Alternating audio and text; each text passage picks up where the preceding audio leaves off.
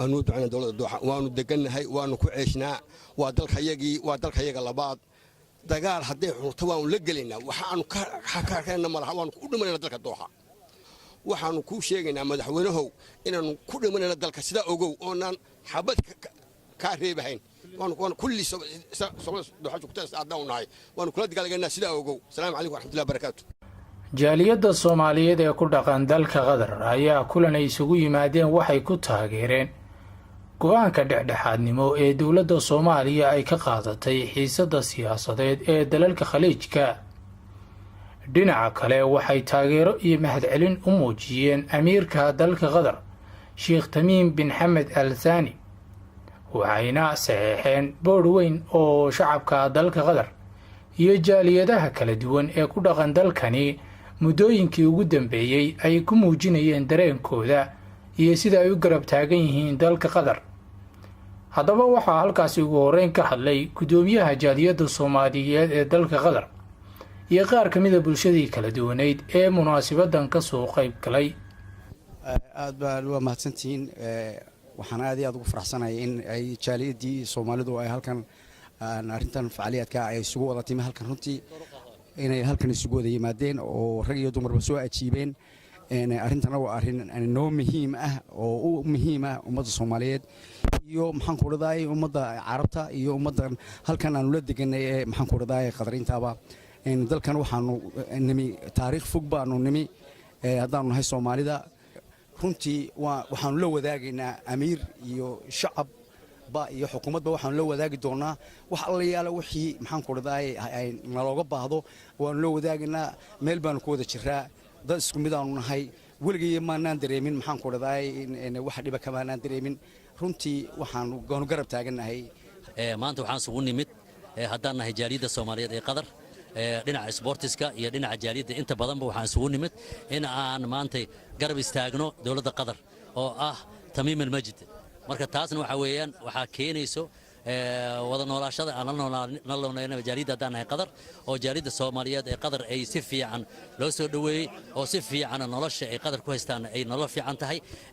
walaalaheen oo maxay Qatar waa garab istaageynaa aad baan u salaameynaa haddaan nahay Soomaalida Qatar ku nool waana soo dhaweynaynaa amiirka Qatar Amiin Tamim waana taageersanahay cid walba ka soo horjeedana waxa leenahay ha guul dareysato عزا للقدر لا نظير لها عزا لعدة الشجاعة والكرم عزا لإعانة الملهوف والأيتام عزا لأم الإسلام والعرب عزا من سلامتك العيوب والكذب عزا لأنك نجم لغاية الإنسان يا أهل القدر لمو عزا لأهل المجد والشرف تأليف عبد الرحمن محمد محمود موجود في مدينة الدوحة تحية لكم والسلام عليكم ورحمة الله وبركاته. magacayga Cabdiweli Maxamed Jaamaca halkan waxaan ka cadeynayaa oo leeyahay waxaan aad iyo aad u soo dhaweynayaa oo aad u taageersanahay go'aankii xukuumadda Soomaaliya ay ka qaadatay xaaladda Qatar oo ay ka noqotay mid dhexdhexaadin ay ka noqotay waxaan aad iyo aad u soo dhaweynayaa oo leeyahay xukuumadda Soomaaliya aad bay ugu mahadsan tahay waxaan aad iyo aad u taageeraynaa amiirka waddankan Qatar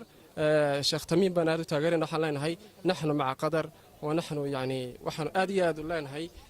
waxaan nahay walaaladeen dawladda Soomaaliya aad iyo aad ay u mahadsanyihiin madaxdeeda oo moodo inay hadeertaan rajo ka leenahay hadii la yiraahdo sida aan wadankii iyo ay wax uga bedeleen iyagana waxaan leenahay Ilaahay la garab galo garabkiina taaganahay iyagana hadii la yiraahdo wax alla wixii inoo badan wassalaamu calaykum waraxmatullaahi wabarakaatuh waxaan anu taageersanahay rayga dawladda Soomaaliya madaxweynaha farmaajo ka qaatay oo rashwadii iyo lacagtii Sacuudiga diiday taasina waa taageero weyn anana taasaan muujinaynaa qadarna waa walaalahaya waana dalkii labaad difaaca dalka waan u dhimanaynaa haddaan ka hadlo tii Soomaaliya madaxweynaha jamhuuriyadda Soomaaliya ya farmaajo iyo ra'iisul wasaarihiisa Khayre meel fiican iyo jaha fiican bay noogu wadaan naguna hogaaminayaan haddaan nahay dhalinyaradii waddanka ama mustaqbalkiina taasan hiigsanayna waanan taageerayna waanan raacsanahay min waqooyi ilaa iyo koonfur Soomaali mid ay u tahay waanan raacsanahay وانا تاجر سنهاي مدنمو إن شاء الله. بسم الله والصلاة والسلام على رسول الله. مناسبة أنا ما أنت سكون مدوحة ومناسبة لقوم موجينية تاجر الله هي أمير كودن كان ومتقنا ظلم اللي جوسمي سيد أكتهين جاليات كل كان دجن kuway wadamadooda xataa calaaqaadka u jaray qatar iyo kuwa kaleba shacabkii oo dhan waxaa la yidhi cid dalkan ka bixi karta ma lahan shacabka halkan degan waa shacab lagu ixtiraamaya aad baa loo ilaaliya aad baa mataqaanaa looga dambeeya sida awgeed jaaliyad kasta ayada ayaa si tatawucan ah ama si mataqaanaa aan lagu qasbin ayay waxay u samaysay ixtifaal ay ku taageeraysa ay ku muujinaysa inay amiirkan iyo shacabka iyo dalkan la jiraan marka waxaa sharaf weyn noo ah inaan caawa meeshan ku kulanno kulankan aan ku taageerayno dowladda qatar oo aad la socotaan xisaarka iyo dhibaatada lagu hayo ee dowladaha qaar ay ku hayaan marka waxaan rajaynaynaa insha allah in arrintaanetana dhowaan la xalliyo waxaa munaasabadan anoo ka faa'iidaysanaya aan rabaa inaan u mahadceliyo dowladdeenna madaxweyne maxamed cabdulaahi farmaajo iyo ra'iisul wasaaraa xasan cali kheyre mudane xasan cali kheyre iyo dhammaan ra'iisul baarlamaan iyo mudanayaasha baarlamaanka kulli xildhibaanada